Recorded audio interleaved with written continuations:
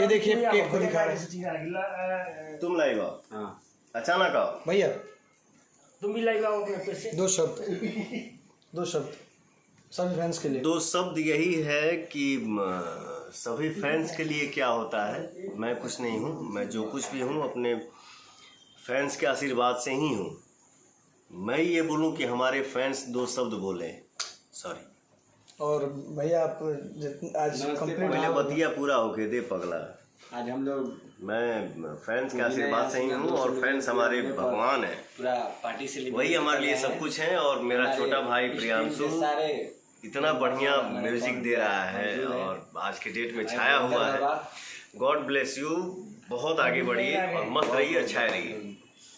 तो आप सबको बता दें कि आज हम लोग केक कट कर रहे हैं और 204 मिलियन हम लोगों का आज पुदीना हो चुका है। नमस्ते, प्रणाम सबके। बस प्यार आशीर्वाद